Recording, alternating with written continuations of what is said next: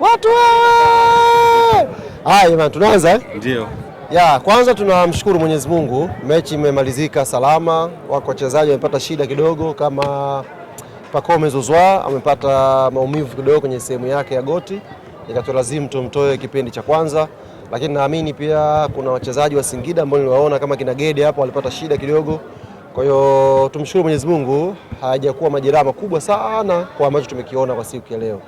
Tumshukuru Mwenyezi Mungu pia kwa ushindi ambao tumeupata, goli 3, clean sheet safi. Tumerudi juu ya kilele cha msimamo wa ligi. Sasa focus na kwenda kwenye mchezo unaofuatia. Mtoe pongezi kwa wachezaji wote wa Yanga Afrika. Mechi haikuwa nyepesi, tumecheza mechi ngumu dhidi ya mpinzani mgumu na tumemanage kupata matokeo mazuri siku ya leo kwa pressure iliyokuwa, lakini tumeweza kucheza vizuri. Na la pili, wapongeze benchi la ufundi kwa mipango ambayo wamekuja nayo kwenye mchezo wa leo. Imetusaidia, imetulipa, tumeweza kupata matokeo mazuri. Mwisho ni wapongeze sana mashabiki wa Yanga waliokuja leo KMC Complex.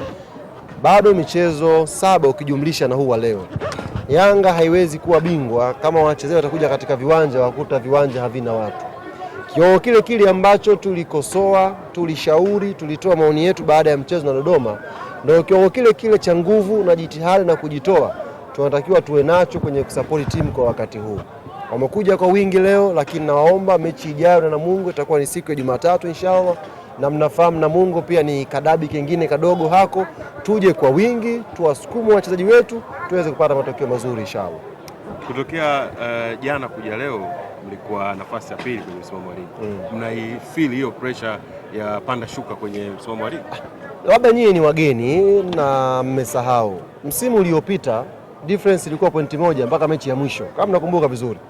Tofauti ilikuwa alama 1 tu msimu uliopita, kutoka mechi ya 20 mpaka mechi ya mwisho ya ligi ambako Simba na Yanga walicheza. Msimu huu tofauti ni alama 2. Kwa hiyo ni pressure ya kawaida. Sijui wenzetu, ila sisi ni pressure ya kawaida ambayo tunafahamu, tuliipitia msimu uliopita, tunaipitia msimu huu. Kubwa ni kuweka jitihada. Kama tulivyosema sasa hivi ni kila mtu atashinda mechi zake. Hakuna haja ya kupiga hesabu za mwenzako. Ni wewe ka nguvu, shinda mechi zako. Ukishinda mechi zako kama sisi Yanga, maana yake automatic tunakuwa machampioni. Kwa hiyo nguvu yetu haipo kumuwaza mpinzani. Hata akicheza mechi 2, si hatujacheza, akili yetu inawaza mechi zetu. Zimebakia 6, tuna mechi ya Namungo, baada ya hapo ligi itakwenda kusimama. Tukirudi inshallah tutaweka jitihada mechi 5 zilizobakia tuweze kushinda zote. Semaji, mchezo leo umeondoka na alama 3 lakini pia goli 3, mmerejea kileleni na umeondoka na clean sheet. Tafsiri yake hii ni nini? Tafsiri yake hii ni focus yetu na concentration ya wachezaji ipo kwenye kutafuta ubingwa.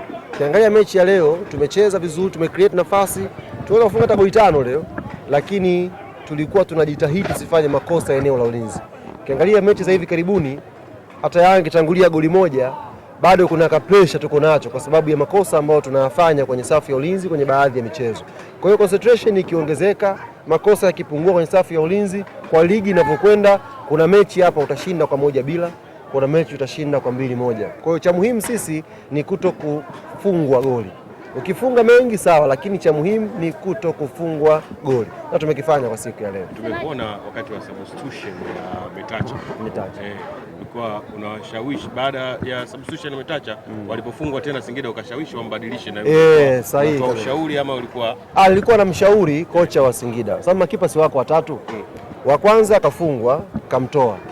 Wa pili kashafungwa, asichelewe angemuingiza na yule kipa wa 3 naye goli lake 1 la 3. Kibahati mbaya ya kufanya hivyo, lakini nilikuwa najitahidi kumconvince kwamba kocha tayari uliyomuingiza naye kachukua chuma, sasa mtoe aje dogodogo mwingine naye achukue cha kwake.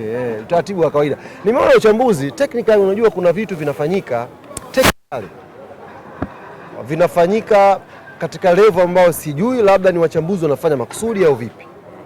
Kwa mchambuzi amesema kosa la Metacha Mnata, na hapa sasa anakuja kama mchambuzi hapa. Si ndio? Anasema kosa la Metacha Mnata, amepanga ukuta, amekaa nyuma ya huo ukuta baada ya kupanga. That's very right. Si ndio? Lakini tuulizane, Alan Okello kafunga ule mpira kwenye mwamba upi? Mwamba ambao ukuta ulipangwa au mwamba ambao ukuta haukupangwa? Kwa sababu unavyosema vile technically ukishapanga ukuta, kipa lazima uje ukae upande ambao utauona mpira. Sasa tuulizane hapa, kama Metacha angekuja katikati ya goli alikopiga Alan Okello angeenda kule? Asingeenda, lakini alipokaa ndo mpira. Kwa nini hatujaulaumu ule ukuta? Kwa sababu mpira umepita kwenye ukuta. Okello angepiga kwenye mwamba ambao uko wazi akafunga, ungemlaumu goalkeeper. Kafunga katika mwamba ambao ukuta ulisimama, hamna kipa angepanga ukuta alafu arudi acheze kule ambao Okello kaweka. Zile foul anapiga watu wawili tu duniani, ndugu zangu, wawili tu zile foul za mna ile. Anapiga Lionel Messi, anapiga na Alan Okello Starboy, wawili tu. Sasa kama ni mfumo huu wa kufukuza makipa baada ya Okello kufunga foul, tujiandae hizo mechi 6. Kuna watu vibarua watakuwa hawana. Kama ratibu ndio huu, zitaingia sana zile, ndugu zangu. Semaji umezungumza kuhusiana na mashabiki. Tumeona wakati anaingia captain walisimama na kuanza kumpongeza. Pengine kile ambacho unawaomba wamekifanyia kazi na wamepokea. Wamekifanyia kazi na wamesahihisha makosa yao. Kama ambavyo wachezaji huwa wanakosea dakika 90, na sisi viongozi na mashabiki na wanachama kuna moment tunakosea. Kwa Bakari alifanya makosa kwenye hali ya mchezo na sisi tukakosea kwa kumuataki mchezaji wetu na kumtoa mchezoni. Kwa leo mashabiki wamesahihisha makosa yao. Wakati anaingia wamekuwa naye, na kama kuna moment ambayo nilifurahia alivyoingia, alienda straight kusalimiana na Djigui Diarra kwamba tuko sawa, tuko fresh, boli ipigwe. Tukiwa na mood hii, tukawa moja wote, furaha ikatawala, hakuna wa kutuzuia hapa. Hakuna, tukiwa wamoja, furaha ikatawala, tukacheza kwa jitihada, naamini inshallah tunachukua indoo mapema sana. Alan Okello.